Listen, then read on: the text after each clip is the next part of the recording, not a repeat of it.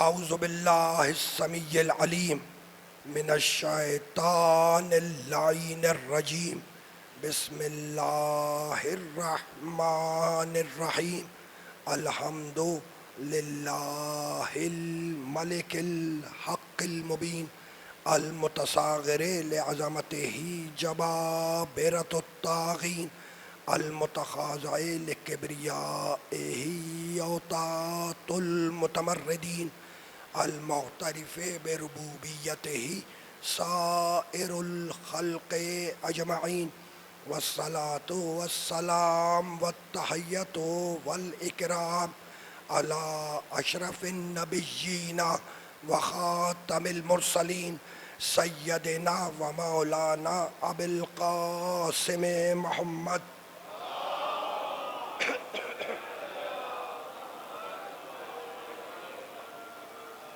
وأهل بيته الطيبين الطاهرين المعصومين المظلومين أما بعد فقد قال الله سبحانه وتعالى في محكم كتابه المبين بسم الله الرحمن الرحيم إن في خلق السماوات والأرض واختلاف الليل والنهار لآیات لأولی الالباب صلوات۔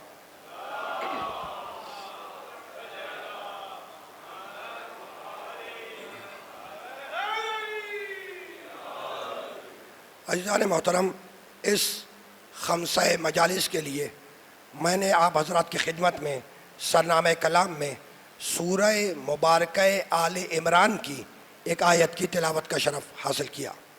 سورہ آل عمران قرآن مجید کا تیسرا سورہ ہے، اور وہ آیت جس کی تلاوت کا شرف حاصل کیا گیا اس کا نشان ہے 190۔ تیسرا سورہ اور آیت کا نشان 190۔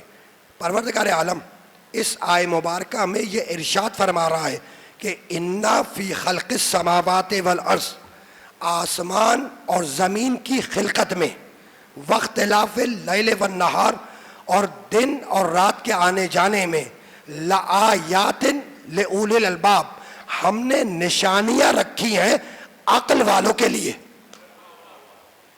آسمان اور زمین کی خلقت میں، دن اور رات کے آنے جانے میں، لآیات لأولی الالباب، ہم نے نشانیاں رکھی ہیں عقل والوں کے لیے۔ نشانیاں نمازیوں کے لیے نہیں ہیں، نشانیاں مومنین کے لیے نہیں ہیں، نشانیاں متقین کے لیے نہیں ہیں، نشانیاں حاجیوں کے لیے نہیں ہیں، نشانیاں رکھی ہیں عقل والوں کے لیے۔ کتنی آفاقیت ہے اور کتنی ہمہ گیری ہے قرآن مجید کے اس پیغام میں کہ نشانیاں رکھی ہیں عقل والوں کے لیے۔ بھائی، انسان ہر چیز کا انکار کر سکتا ہے، اپنے عقل مند ہونے کا انکار کوئی نہیں کرتا۔ اسی لیے اللہ نے کہا کہ ہم نے نشانیاں رکھی ہیں عقل والوں کے لیے۔ تو اگر عقل ہے تو اللہ کی نشانیوں پہ غور کرو، اگر عقل ہے تو اللہ کی نشانیوں پر غور کرو۔ تو اب کائنات میں جتنی بھی نشانیاں ہیں وہ عقل والوں کے لیے ہیں، لیکن اس بات کو کیا کریں گے کہ ماضی کے بڑے بڑے دانشور کچھ گزر گئے، کچھ ہیں، ہے نا، عقلیت پسند عقل والے۔ یہ عقلیت پسند اکثریت کے مقابلے میں نہیں ہے، عقلیت پسند یعنی عقل والے۔ تو ماضی میں جو عقلیت پسند گزرے عقل والے، ان کا دعویٰ یہ تھا کہ بھائی ہمارے پاس ہے، ہمارے پاس عقل ہے، ہم عقل کی روشنی میں، عقل کے نور سے اپنے مسائل کو حل کر لیں گے، ہمیں کسی بیرونی ہدایت کی ضرورت نہیں ہے۔ کچھ یہ دعویٰ کر کے گزر گئے، کچھ موجود ہیں جو یہ دعویٰ کرتے ہیں کہ بھائی ہمارے پاس عقل ہے، ہمارے پاس عقل ہے، خود کہہ رہے ہیں کہ ہم عقل مند ہیں، خود کہہ رہے ہیں کہ ہم عقل مند ہیں، ہمارے پاس عقل ہے، ہم عقل کی روشنی میں اور عقل کے نور سے اپنے مسائل کو حل کر لیں گے، ہمیں کسی بیرونی ہدایت کی ضرورت نہیں ہے۔ اب ان کی خدمت میں ہاتھ جوڑ کے سوال کر رہا ہوں کہ یہ بتلاؤ کہ تمہارے پاس آنکھ ہے؟ آنکھ؟ کہنے لگے ہاں آنکھ ہے۔ اچھا تو آنکھ میں نور بھی ہے؟ کہنے لگے ہاں آنکھ بھی ہے، آنکھ میں نور بھی ہے۔ تو جب تمہارے پاس آنکھ بھی ہے اور آنکھ میں نور بھی ہے تو اندھیری رات میں بغیر چراغ کے آگے بڑھو. بھائی آنکھ بھی ہے, آنکھ میں نور بھی ہے, تو ذرا اندھیری رات میں بغیر لالٹین کے, بغیر چراغ کے, بغیر ٹارچ کے آگے بڑھو. کہے گا یہ تو ممکن نہیں ہے. تو یہی تو میں بھی سمجھانا چاہ رہا ہوں کہ جب آنکھ کا نور بغیر چراغ کے آگے نہ بڑھ سکے تو عقل کا نور بغیر ہدایت کے کیسے آگے بڑھ جائے گا؟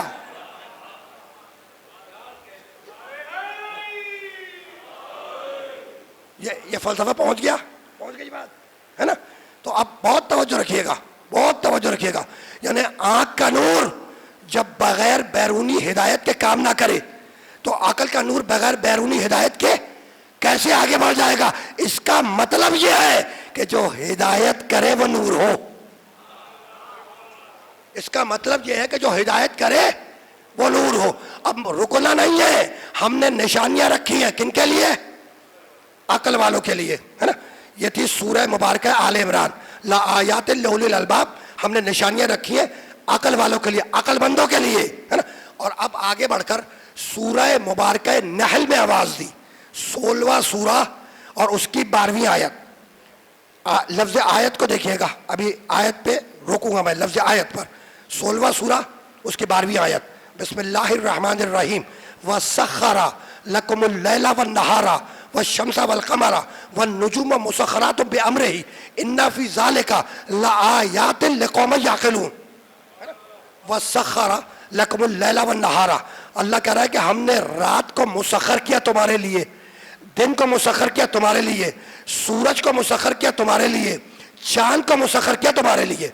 وَالنُّجُومُ مُسَخَّرَاتٌ بِأَمْرِهِ. اور سنو, ستاروں کو اپنے امر کے کنٹرول میں رکھا. رات کو تمہارے لیے مسخر کیا, دن کو تمہارے لیے مسخر کیا, سورج کو تمہارے لیے مسخر کیا, چاند کو تمہارے لیے مسخر کیا. وَالنُّجُومُ مُسَخَّرَاتٌ بِأَمْرِهِ. اور ستاروں کو اپنے امر کے کنٹرول میں رکھا. اِنَّ فِي ذَلِكَ لَآيَاتٍ لِقَوْمٍ يَعْقِلُونَ. اگر عقل ہے تو اللہ کی ان نشانیوں پر غور کیوں نہیں کرتے؟ بھائی اگر عقل ہے تو اللہ کی نشانیوں پر غور کیوں نہیں کرتے؟ تو ان نشانیوں پہ غور کرو کہ پورا دن تمہارے لیے, پوری رات تمہارے لیے, بڑا سورج تمہارے لیے, بڑا چاند تمہارے لیے, اور چھوٹے چھوٹے ستارے اسے اپنے امر کے کنٹرول میں رکھا. تو پروردگار بات کیا ہے؟ کہا بھائی ستاروں کو اپنے امر کے کنٹرول میں اس لیے رکھا کہ اگر کبھی کوئی ستارہ کسی چوکھٹ پہ اتر جائے تو منافق یہ نہ کہے کہ ٹوٹا ہوا ستارہ تھا, اتفاق سے علی کی چوکھٹ پہ اتر گیا.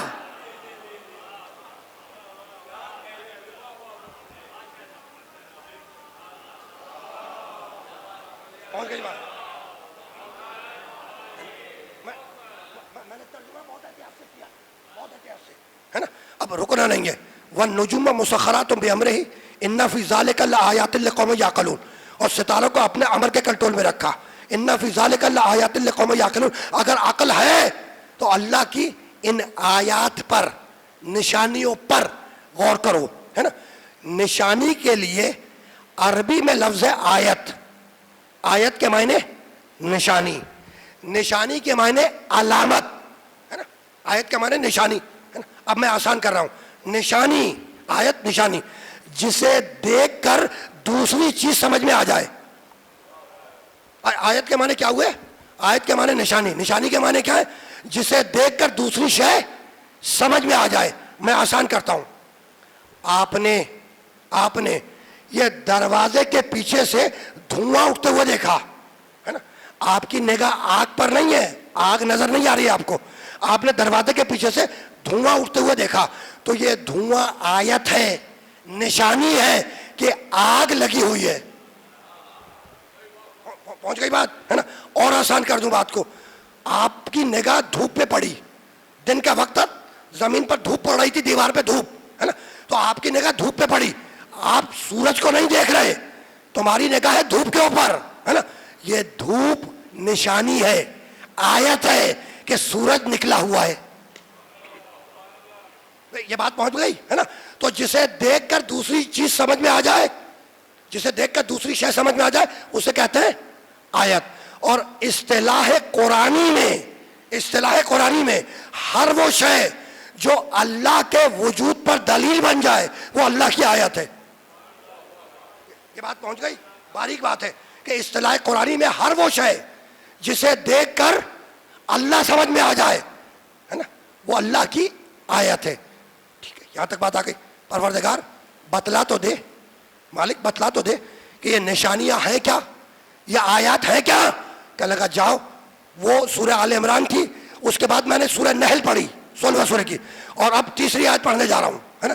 کہنے لگا جاؤ جا کے پڑھو, اگر ہماری آیتوں کو سمجھنا ہے تو جا کے سورہ بقرہ پڑھو, دوسرا سورہ اور اس کی 164ویں آیت نشانیہ آیت. بسم اللہ الرحمن الرحیم. انا فی خلق السماوات والارض واختلاف اللیل والنہار والفلک التي تجری فی البحر بما ينفع الناس وما انزل اللہ من السماء من ماء فاحیا به الارض بعد موتها وبث فیها من کل دابة وتصریف الرياح والسحاب المسخر بین السماء والارض لآیات لقوم یعقلون. پہلی گفتگو ہے اور ذرا سا مشکل ہے, لیکن میں کوشش کروں گا کہ آسان کر کے آپ کی خدمت میں پیش کروں, اور گفتگو انشاءاللہ معینہ وقت کے اندر ختم کرنی ہے. جتنا مجھے کہا گیا ہے نا, میں وقت کے اعتبار سے انشاءاللہ اس کو مینٹین کر کے اس کو وہیں پہ روکنا ہے بات کو ہے نا. اور اس بات کو بھی یاد رکھو کہ عبادتیں وقت کے حوالے سے ہیں, اعتبار سے ہیں. عبادتیں بھی وقت کے اعتبار سے ہیں. بسم اللہ الرحمن الرحیم. والعصر ان الانسان لفی خسر. گزرتا ہوا وقت گواہ ہے, گزرتا ہوا زمانہ گواہ ہے کہ دنیا کا ایک ایک انسان خسارے میں ہے. سارے کام وقت کے اعتبار سے. ٹھیک, مالک وہ نشانیاں ہیں کیا, وہ آیات ہیں کیا. کہنے لگا پڑھو سورہ بقرہ. انا فی خلق السماوات والارض, آسمان اور زمین کی خلقت میں, واختلاف اللیل والنہار, اور دن اور رات کے آنے جانے میں ہماری نشانیاں ہیں. والفلک التی تجری فی البحر بما ینفع الناس, اور سنو سمندروں کے سینے چیر کر چلنے والی کشتیوں میں ہماری نشانیاں ہیں. وما انزل اللہ من السماء من ماء, اور دیکھو تو صحیح کہ کس طریقے سے ہم نے آسمان سے پانی برسایا, تو اس برستے ہوئے پانی میں ہماری نشانیاں ہیں. فاحیا بہ الارض بعد موتها. سنو اللہ کہہ رہا سنو, یہ زمین مردہ تھی, زمین مردہ تھی, مٹی مردہ تھی, ہم نے آسمان سے پانی برسایا. جب پانی برسایا تو یہ مردہ زمین مردہ مٹی زندہ ہو گئی, تو موت کے بعد زندگی میں ہماری نشانیاں ہیں. فاحیا بہ الارض بعد موتها وبث فیہا من کل دابۃ. اور سنو جب یہ مردہ زمین زندہ ہو گئی تو ہم نے طرح طرح کے جاندار اس زمین پر پھیلا دیے. یہ پھیلے ہوئے جاندار ہماری نشانیاں ہیں, یہ زمین پر پھیلے ہوئے جاندار ہماری نشانیاں ہیں.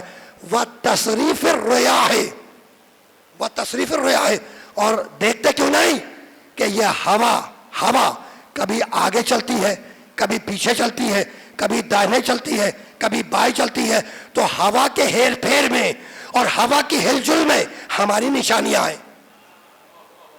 اللہ نشانیاں بتا رہا ہے نا.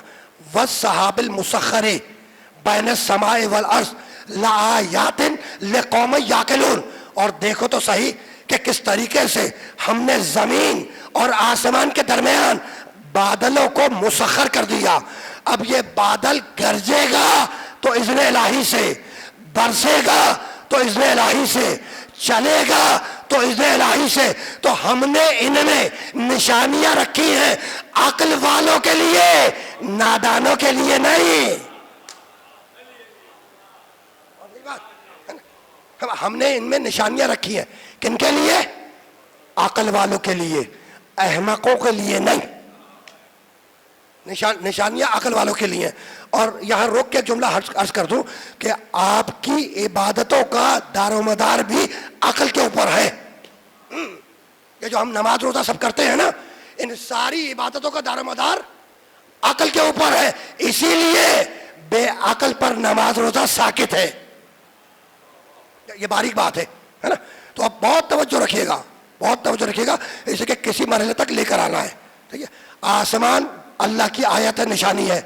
آسمان کو دیکھو پہچانو کہ کوئی اس کا خلق کرنے والا ہے. زمین اللہ کی آیت ہے, اللہ کی نشانی, علامت. زمین کو دیکھو پہچانو کہ اس کا خلق کرنے والا ہے. سورج اللہ کی نشانی, اللہ کی آیت. چاند اللہ کی نشانی, اللہ کی آیت. زمین کا گھومنا اللہ کی آیت. ہوا کا چلنا اللہ کی آیت. ان چیزوں کو دیکھو اور پہچانو کہ کوئی اس کا خلق کرنے والا ہے. یہاں تک تو آگے نہیں بات ہے نا. تو سورج اللہ کی آیت ہے, چاند اللہ کی آیت ہے, ستارے اللہ کی آیت ہے, زمین کا گھومنا اللہ کی آیت ہے, ہوا کا چلنا اللہ کی آیت ہے. لیکن پیدائش کے وقت سے آج تک تم نے سورج کو نکلتے دیکھا, غروب ہوتے دیکھا, تو اب وہ سورج تمہاری نگاہ میں آیت نہیں رہا, عادت بن گیا. اب یہ باریک بات ہے اور میں یہاں پہ روکوں گا, اور اس باریک بات کو پہنچا دیا تو آج کی میں نے سوارت ہے, یہ جہاں پہ لایا ہوں میں, ہے نا. سورج اللہ کی آیت نشانی, چاند اللہ کی آیت, زمین کا گھومنا روز و شب کے حوالے سے. یہ جو دن اور رات بنتے ہیں زمین گردش میں اس لیے بنتے ہیں, ہے نا. تو زمین کا گھومنا اللہ کی آیت ہے, نشانی ہے. ہوا کا چلنا اللہ کی آیت ہے, نشانی ہے. لیکن پیدائش کے وقت سے مرتے وقت تک تم نے چاند کو نکلتے دیکھا, غروب ہوتے دیکھا, تو اب وہ چاند تمہاری نگاہ میں آیت نہیں رہا, عادت بن گیا. بھئی ایسا ہے یا نہیں؟ زمین کا گھومنا آیت ہے, لیکن پیدائش کے وقت سے اب تک تم نے زمین کو گھومتے ہوئے محسوس کیا روز و شب کے حوالے سے. تو اب زمین کا گھومنا تمہاری نگاہ میں آیت نہیں رہا, کیا بن گیا؟ عادت بن گیا, ہے نا. لیکن اگر زمین کو زلزلہ آ جائے, ہوا تیز ہو کر آندھی بن جائے, سورج کو گرہن لگ جائے, چاند کو گرہن لگ جائے, تو نماز آیات واجب ہوتی ہے یا نہیں؟ بھائی ہوتی ہے یا نہیں؟ تو اب سمجھ میں آیا کہ جہاں عادت ٹوٹے آیت وہی ہے. جہاں عادت ٹوٹے آیت وہی ہے. اب میں جملے کو بدل دوں. جو روز ہو رہا ہو وہ عادت ہے, اور جو اصول عادت کو توڑ کے ہو وہ آیت ہے. یہ بات پہنچ گئی میرے بزرگ تو تشریف فرمائے, بات پہنچ رہی ہے بھیا. جو روز ہو رہا ہو وہ عادت ہے, اور جو اصول عادت کو توڑ کے ہو وہ آیت ہے. یعنی میں کہنا یہ چاہ رہا ہوں کہ ٹڈیوں کا پیدا ہونا عادت ہے, لیکن قوم موسیٰ پر آ جانا آیت ہے نا. آگ کا جل کر بجھ جانا عادت ہے, لیکن ابراہیم کے لیے آگ کا ٹھنڈا ہو جانا آیت ہے. بھائی ایسا ہے یا نہیں؟ برسات کے موسم میں طوفان کا آنا عادت ہے, لیکن قوم نوح پر آنا اللہ کی آیت ہے. دیکھو تاریخ کو میں 5-6 جملوں میں سمیٹ رہا ہوں, تاریخ کو پوری, وہ سب آپ کے ذہن میں واقعات ہے نا. جہاں عادت ٹوٹے آیت وہی ہے. یہ پہنچ گئی نا بات. بھائی جو روز ہو رہا ہو وہ عادت ہے, اور جو اصول عادت کو توڑ کے ہو وہ آیت ہے. تو ٹڈیوں کو پیدا ہونا عادت ہے, قوم موسیٰ پر آنا آیت ہے. طوفان کا آنا برسات کے موسم میں عادت ہے, قوم نوح پر آ جانا اللہ کی آیت ہے. آگ کا جل کر بجھ جانا عادت ہے, لیکن ابراہیم کے لیے آگ کا ٹھنڈا ہو جانا آیت ہے. پلے ہوئے جانور کو اشارے سے بلا لینا اور اس کا آ جانا عادت ہے, اور بھاگتے ہوئے وحشی جانور کو پلٹا کر کلمہ پڑھوا دینا آیت ہے. بات پہنچ رہی ہے یا نہیں, ہے نا. جہاں عادت ٹوٹے آیت وہی ہے. بھائی یہی تو سمجھانا چاہ رہا ہوں. سنو, پرندوں کا اڑنا عادت ہے, لیکن پرندوں کا پنجوں میں کنکریاں لے کر ابراہا کی فوج پہ آ جانا آیت ہے. یہ باتیں پہنچ رہی ہیں, ہے نا. اب نتیجہ دینے جا رہا ہوں, نتیجہ, اور جملے کو پھر دوہرا دوں. جو روز ہو رہا ہو وہ عادت ہے, اور جو اصول عادت کو توڑ کے ہو وہ آیت ہے. بھائی یہی تو سمجھانا چاہ رہا ہوں کہ دروازے کے ذریعے گھر میں داخل ہونا عادت ہے, اور دیوار توڑ کے بلایا جانا آیت ہے.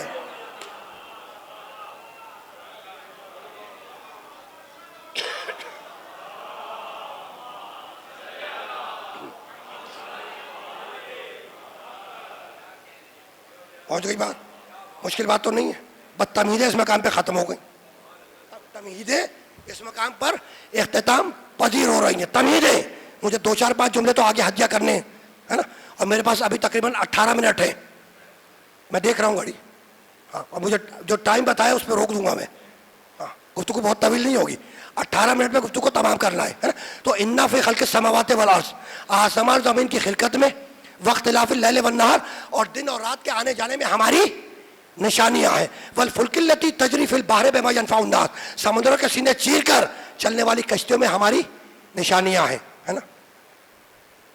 وما انزل اللہ من السماء من ماء, دیکھو تو صحیح کہ ہم نے آسمان سے پانی برسایا, تو اس برستے ہوئے پانی میں ہماری نشانیاں ہیں. اب جملہ سنیں, کہہ چکا ہوں لیکن مجھے نتیجہ بدلنا ہے. فَأَحْيَا بِهِ الْأَرْضَ بَعْدَ مَوْتِهَا, ہے نا. اللہ کہہ رہا ہے فَأَحْيَا بِهِ الْأَرْضَ بَعْدَ مَوْتِهَا, یہ زمین مردہ تھی, یہ مٹی مردہ تھی, ہم نے آسمان سے پانی برسایا. جب پانی برسایا تو کیا ہوا؟ مردہ مٹی زندہ ہو گئی. تو موت کے بعد زندگی میں ہماری نشانیاں ہیں. روک رہا ہوں یہاں پر, یہ سورہ بقرہ کی آیت ہے, دوسرے سورے کی, ہے نا. اب ذرا سا چلو سورہ یاسین کی طرف, 36واں سورہ قرآن مجید کا. یہ آیت ذہن میں رہے جو ترجمہ میں نے کیا ہے. اب سورہ یاسین, بسم اللہ الرحمن الرحیم.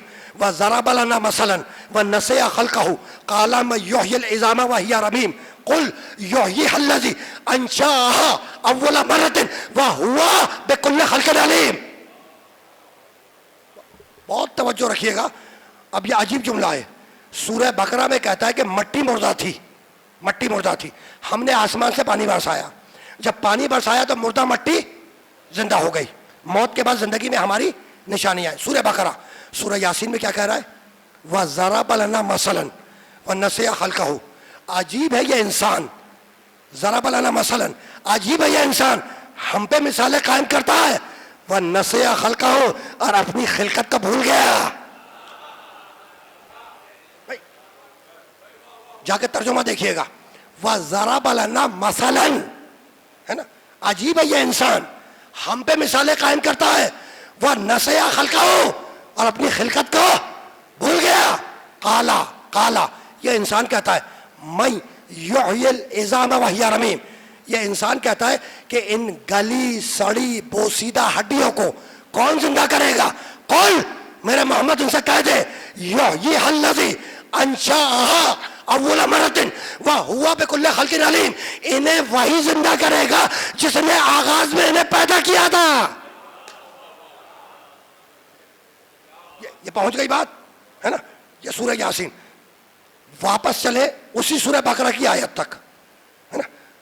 زمین مردہ تھی, فَأَحْيَا بِهِ الْأَرْضَ بَعْدَ مَوْتِهَا, زمین مردہ تھی, ہم نے آسمان سے پانی برسایا. جب پانی برسایا تو یہ مردہ مٹی زندہ ہو گئی نا بھائی. مردہ مٹی تھی, اللہ نے آسمان سے پانی برسایا, جب پانی برسایا تو مردہ مٹی زندہ ہو گئی. تو وہ اللہ جو پانی کی ایک بوند سے مردہ مٹی کو زندہ کر سکتا ہے, کیا قیامت کے روز اسی مٹی سے بنے ہوئے انسانوں کو زندہ نہیں کر سکتا؟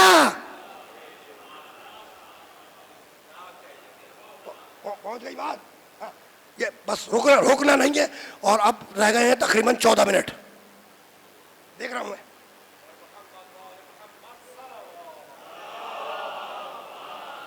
ٹائم دیکھ رہا ہوں.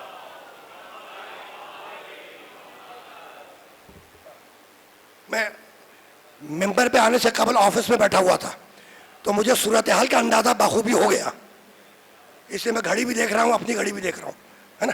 تو گفتگو بہت زیادہ طویل نہیں ہوگی. تو اب تک کی گفتگو تھی کائنات کے اوپر, کائنات کہ آسمان کو خلق کیا, زمین کو خلق کیا. اچھا ایک آیت اور سن لو, اس کے بعد میں ادھر جاؤں گا جہاں پہ روکنا ہے بات کو. ایک آیت اور میں پڑھ سکتا ہوں. کائنات کی خلقت پہ گفتگو ہو رہی ہے نا. آسمان کو دیکھو پہچانو اس کا کوئی خلق کرنے والا ہے, زمین کو دیکھو پہچانو اس کا کوئی خلق کرنے والا ہے. اسی بات کو اللہ نے قرآن میں ایک اور مقام پہ عرض کیا. کہنے لگا بسم اللہ الرحمن الرحیم, هو الذی خلق اللیل والنہار والشمس والقمر کل فی فلک یسبحون. هو الذی کے معنی اللہ وہ ہے. قرآن مجید میں بہت سی آیات ہیں جو هو الذی سے شروع ہو رہی ہیں, ہے نا. اور یہ شب جمعہ لگ گئی، شب جمعہ ہے نا، تو جب شب جمعہ لگ چکی ہے تو سورہ جمعہ کی دوسری آیت وہ بھی هو الذی سے شروع ہو رہی ہے. بسم اللہ الرحمن الرحیم. میں تبرکن پہلی آیت بھی پڑھ دوں. بسم اللہ الرحمن الرحیم. یسبح للہ ما فی السماوات وما فی الارض الملک القدوس العزیز الحکیم هو الذی بعث فی الامیین رسولا منہم. هو الذی بعث، یہ دوسری آیت کا آغاز ہے. هو الذی بعث فی الامیین رسولا منہم یتلو علیہم آیاتہ ویزکیہم ویعلمہم الکتاب والحکمہ وان کانوا من قبل لفی ضلال مبین. ہے نا؟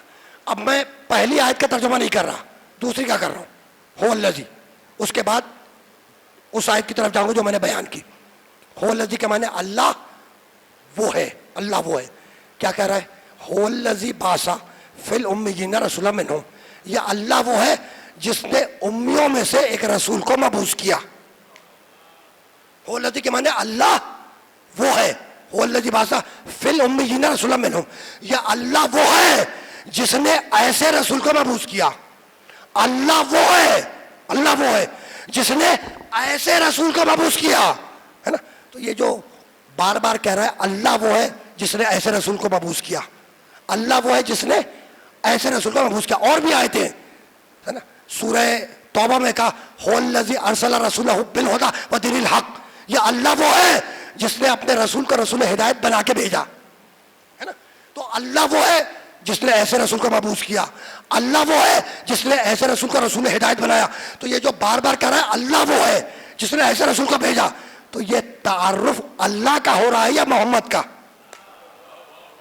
بھائی سوال ہے کہ یہ تعارف اللہ کا ہو رہا ہے یا محمد کا؟ تو اس بات کو یاد رکھیے گا، تعارف ہے اللہ کا. اللہ وہ ہے جس نے ایسا رسول بھیجا. یہ تعارف ہے اللہ کا، ہو رہا ہے محمد کے وسیلے سے. تو اللہ تو اپنے تعارف میں محمد کو وسیلہ بنائے، اور آپ محمد کو چھوڑ کر براہ راست اللہ تک جانا چاہیں.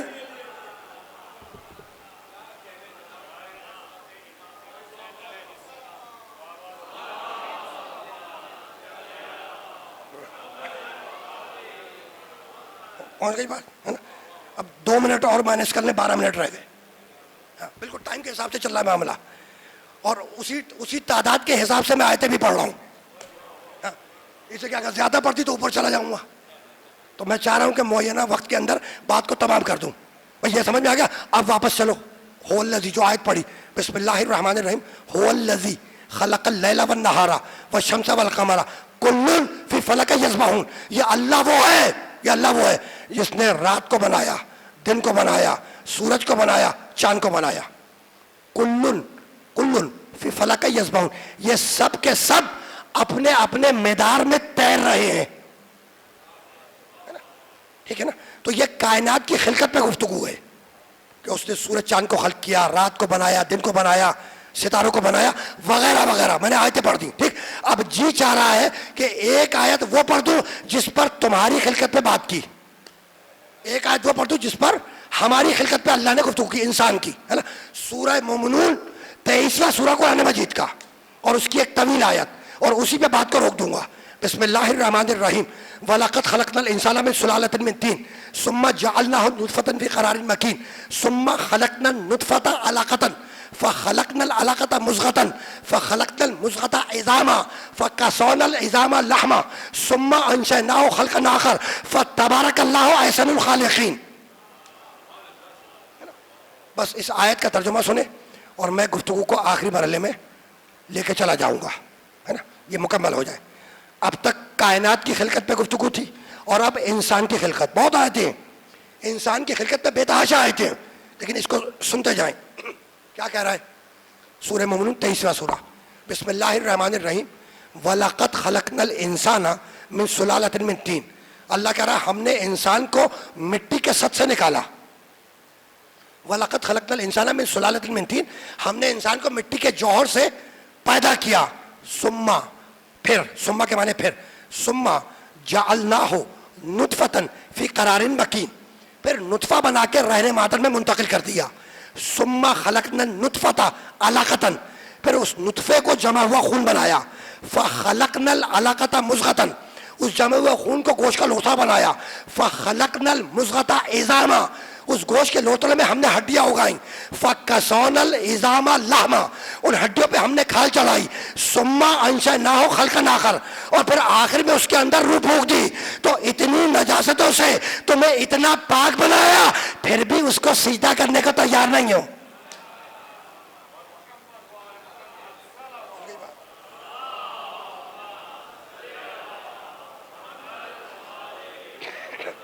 بس گفتگو رکنے جا رہی ہے. بھائی اتنی نجاستوں سے تمہیں اتنا پاک بنایا, پھر بھی اس کو سجدہ کرنے کو تیار نہیں ہو, ہے نا.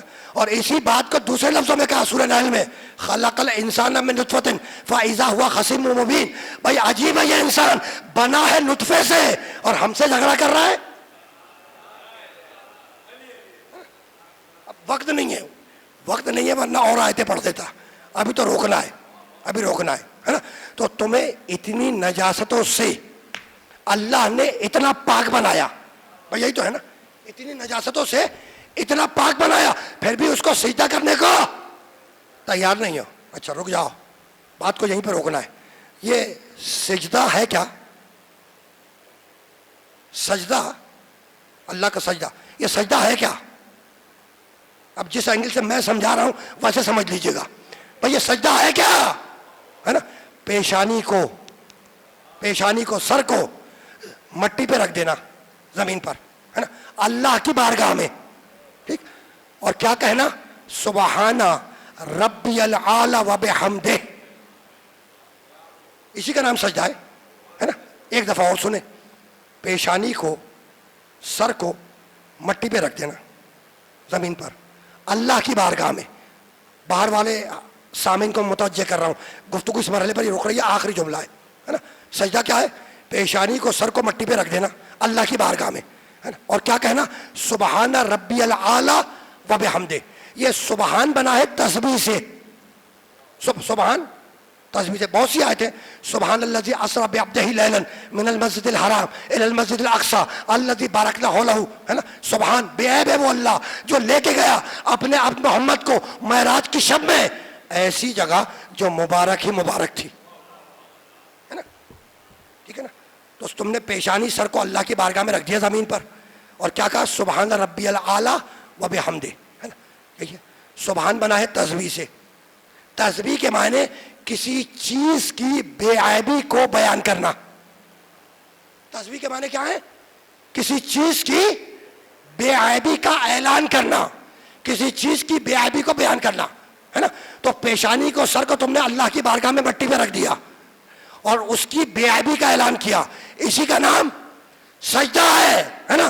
کبھی تم نے سوچا کہ یہ سر, یہ پیشانی سر جو تم نے مٹی پہ رکھ دیا اللہ کی بارگاہ میں, کبھی تم نے سوچا کہ دیکھنے کی طاقت سر میں, سننے کی طاقت سر میں, بولنے کی طاقت سر میں, سوچنے کی طاقت سر میں, سونگنے کی طاقت سر میں, ہر وہ طاقت جو انسان کو انسان بناتی ہے وہ سر میں ہے. بھائی ہر وہ طاقت جو انسان کو انسان بنائے کربلائی صاحب وہ سر میں ہے. اور ان ساری طاقتوں کو تم نے اس کی نظر کر دیا کہ پروردگار یہ ساری طاقتیں تیری نظر کر رہا ہوں. اسی کا نام سجدہ ہے, اسی کا نام سجدہ ہے. پھر سنو, نتیجہ دے رہا ہوں, پھر سنو, ہے نا. پیشانی کو سر کو اللہ کی بارگاہ میں رکھ دینا مٹی پر اور اس کی بے عیبی کا اعلان کرنا, اس کا نام سجدہ ہے. وہ سر جو تم نے زمین پر رکھ دیا اس کی بارگاہ میں, ہے نا, اس سر میں ہے کیا؟ دیکھنے کی قوت سر میں, بولنے کی قوت سر میں, سوچنے کی قوت سر میں, سننے کی قوت سر میں, دیکھنے کی قوت سر میں, سونگنے کی قوت سر میں. ہر وہ قوت جو انسان کو انسان بنائے وہ سر میں ہے. اور اس پیشانی کو سر کو تم نے اللہ کی بارگاہ میں رکھ دیا, اسی کا نام سجدہ ہے. اور اب میرے نبی نے آواز دی, یا علی انت منی بے منزلت راس من الجسد, یا علی میں جسم ہوں تو میرا سر ہے.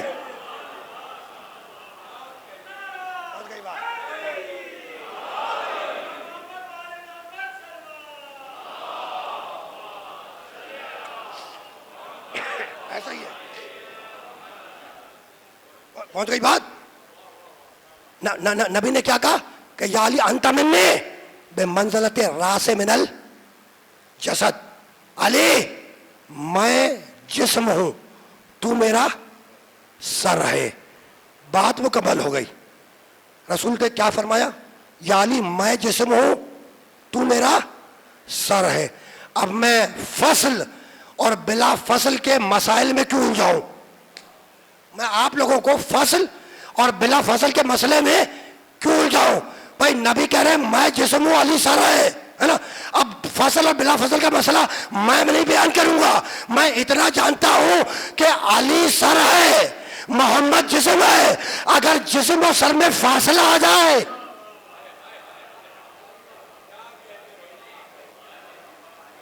تو کچھ بھی ادھر سے آواز آئی ہے نا. اور انہوں نے اختتامی مرحلے میں کہا کہ کہانی ختم ہو گئی. اچھا سنو بھائی، یہ کہانی نہیں ہے، یہ تو قرآن کی آیتیں ہیں، یہ محمد علیہ محمد کی روایتیں ہیں. لیکن ٹھیک ہے، انہوں نے کراچی کی عمومی زبان میں کہا، چلتا ہے، کوئی بات نہیں، ٹھیک ہے نا. بات ختم ہو گئی ہے نا.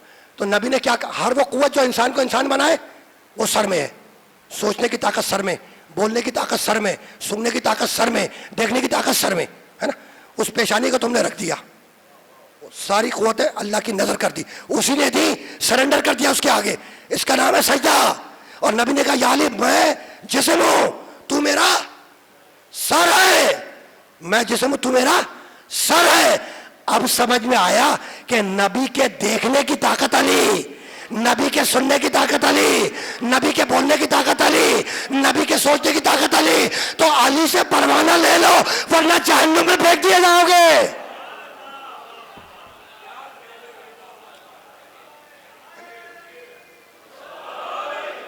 بس گفتگو اس مرحلے پر اختتام پذیر ہو گئی. اور حکم رسول ہے، حکم رسول ہے. زینوا مجالسکم، کم کے معنی تم، عربی میں کم کے معنی تم، کم کے معنی کیا ہے؟ تم. رسول کہہ رہے ہیں، حکم رسول ہے، رسول کہہ رہے ہیں زینوا مجالسکم بذکر علی ابن ابی طالب. تم اپنی مجلسوں کو علی کے ذکر سے زینت بخشو. حکم رسول ہے، حکم رسول ہے کہ اپنی مجلسوں کو علی کے ذکر سے زینت بخشو. تو اب جو کائنات کی زینت ہو اس کا نام ہے علی، اور جو علی کی زینت ہو اس کا نام ہے زینب.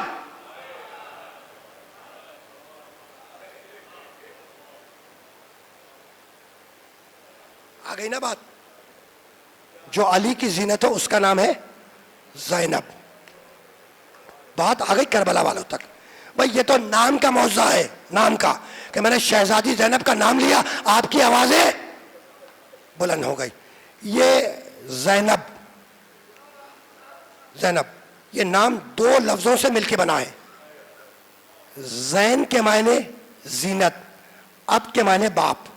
زینب اپنے باپ کی زینت. بس روایت سنو اور مجھے اجازت دے دو. 12 نا سر بیبیوں کا قافلہ. اچھا دیکھو، 11 محرم کو جن بیبیوں کے سروں سے چادریں کھینچی گئیں وہ میرے آخری نبی محمد مصطفیٰ کی نواسیاں تھیں.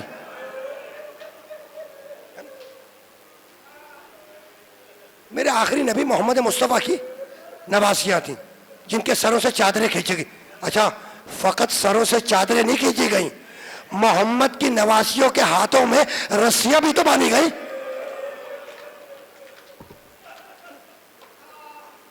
رسیاں بھی تو باندھی گئی. اور فقط رسیاں نہیں باندھی گئی، انہیں قیدی بنا کر کوفے اور شام کی گلیوں سے گزارا بھی گیا. ہے نا؟ تمہارے انسانی معاشرے میں یہ 1444 2022 تمہارے گلوبل معاشرے میں ہے نا، I'm talking about the global human society. تمہارے گلوبل معاشرے میں، عالمی معاشرے میں جب قیدی کو ایک مقام سے دوسری مقام منتقل کیا جاتا ہے، لے جایا جاتا ہے، تو مجمع عام سے نہیں گزارا جاتا، نہیں گزارتے.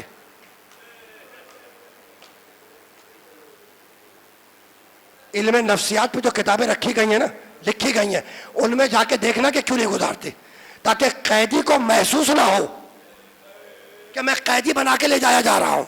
بھئی یہ تمہارا معاشرہ ہے نا، لیکن جب محمد مصطفیٰ کی نواسیوں کو قیدی بنا کے لے جایا گیا تو خاموشی کے ساتھ نہیں لے جایا گیا، مجمع عام سے گزارا گیا، اور منادی آواز دے رہا تھا کہ یہ محمد کی نواسیاں جا رہی ہے، یہ فاطمہ کی بیٹیاں جا رہی ہے.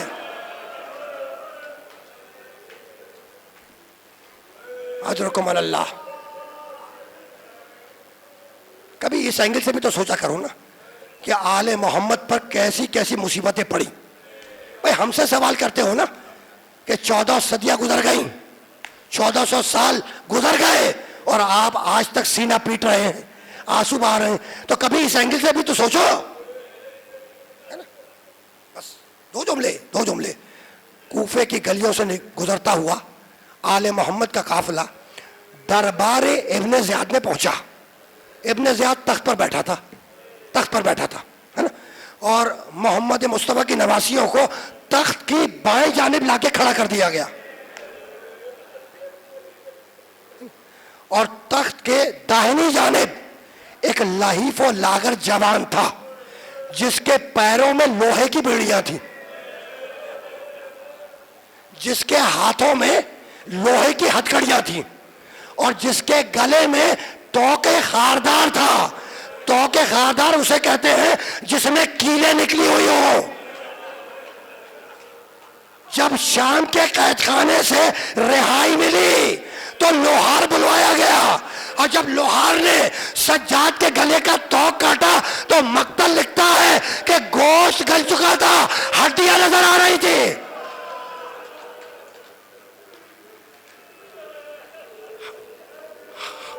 ہم سے سوال کرتے ہو کہ آل محمد پر کب تک روئیں، آل محمد پر کب تک گریہ کریں.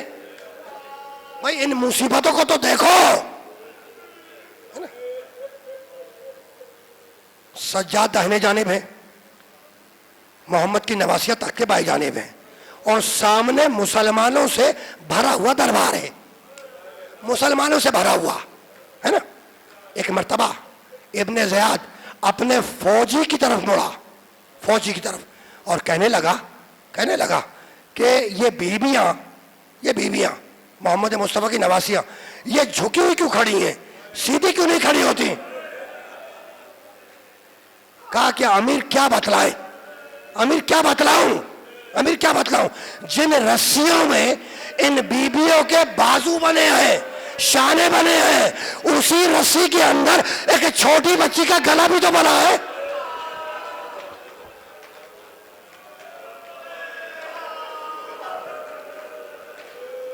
اجرکم اللہ. پروردگار آپ کی حوائج شریعہ کو پورا فرمائے. مجھے روایت کو مکمل کرنا ہے نا. کہا کہ ایسا کرو کہ ان رسیوں کو ڈھیلا کرو اور ان کو بیٹھنے کی اجازت دو. رسیاں ڈھیلی کی گئیں اور بیویوں کو بیٹھنے کی اجازت دی گئی. جب ساری بیویاں بیٹھ گئیں تو ابن زیاد نے اپنے سپاہی سے کہا کہ ذرا ان بیویوں کا تعارف تو کرواؤ. کس کے سامنے کہا؟ میرے بیمار امام سید سجاد کے سامنے کہا.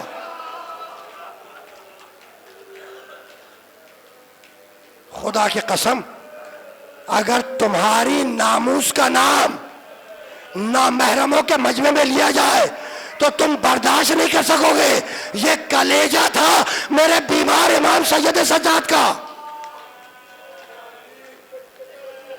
سید سجاد نے فقط صبر کا امتحان نہیں دیا، غیرت کا امتحان بھی دیا ہے نا. تم نے گریا کیا مجلس تمام ہو گئی. میں روایت مکمل کرنا چاہ رہا ہوں ہے نا. وہ مسلمانوں سے بھرا ہوا دربار تھا، مسلمانوں سے بھرا ہوا. اس دربار کے اندر میرے نبی کا ایک بوڑھا صحابی حضرت عبداللہ ابن عفیف کندی رضی اللہ تعالیٰ عنہ تشریف فرما تھی. نبی کا بوڑھا صحابی ہے، نابینا ہے، آنکھوں سے نظر نہیں آتا ہے نا. اب صحابی رسول کو نہیں معلوم کہ کس گھرانے کے لوگ قیدی بنا کے لائے گئے، ہے نا؟ آنکھوں سے نظر نہیں آتا، وہ دیکھ بھی نہیں سکتا کہ برہنہ سر بیویاں قیدی بنا کے بٹھا لی گئی ہے نا؟ ایک مرتبہ جب سب کا تعارف ہو چکا تو ایک مرتبہ ابن زیاد نے انگلی سے اشارہ کیا، کہنے لگا وہ بی بی کون ہے جو باقی بیویوں کے غول میں اپنے آپ کو چھپانا چاہتی ہے؟ کہا امیر آہستہ بول، وہ علی کی بڑی بیٹی زینب ہے اور ابھی کوفے کے بازار میں خطبہ دے کے آ رہی ہے۔ آخری جملہ کہا کہ میں علی کی بیٹی سے کچھ باتیں کرنا چاہتا ہوں۔ ظالم تازیانے لے کے آگے بڑھے کہ تازیانہ برسائیں اور علی کی بیٹی تک پہنچے۔ شہزادی زینب کیسے برداشت کرتی کہ ان کے سبب سے دوسروں پر تازیانہ اٹھ جائے؟ ایک مرتبہ درمیان سے یا علی کہہ کے کھڑی ہوئی، ابن زیاد کی طرف دیکھا اور کہنے لگی ابن زیاد تو مجھ سے کیا بات کرنا چاہتا ہے؟ جیسے ہی زینب کی آواز دربار میں گونجی، نبی کا بوڑھا صحابی اٹھ کے کھڑا ہو گیا اور کہنے لگا کہ کیا قیامت آ گئی؟ کہا کہ نہیں قیامت نہیں آئی۔ کہا علی زندہ ہو کے آ گئے؟ کہا کہ نہیں علی بھی زندہ ہو کے آ گیا۔ کہا میرے کانوں میں علی کی آواز آئی ہے، وہی لہجہ ہے، وہی تیور ہے، وہی جلال ہے۔ یہ علی نہیں بول رہے تھے تو کون بول رہا تھا؟ کہا صحابی رسول یہ علی کی بڑی بیٹی زینب بول رہی تھی۔ صحابی رسول رونے لگا، چیخ مار کے رونے لگا اور کہنے لگا دربار والوں بس اتنا بتلا دو کہ علی کی بیٹی دربار میں کیسے آ گئی؟ یہ کہہ کر اس نے ابن زیاد پہ لعنت کی، کہا خدا تجھ پہ لعنت کرے۔ جانتے ہو ابن زیاد نے کیا کہا؟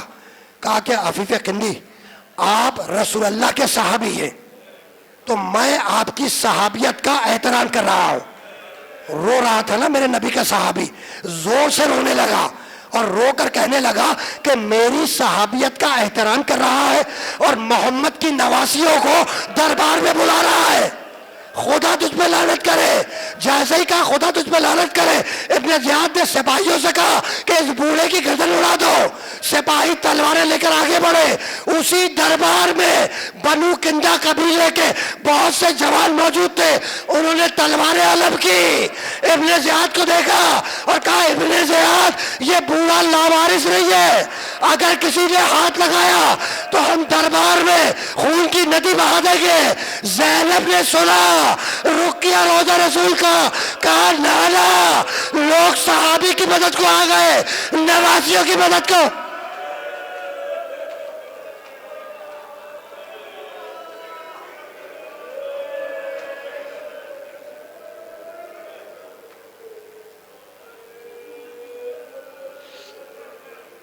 وَسَيَعْلَمُ الَّذِينَ ظَلَمُوا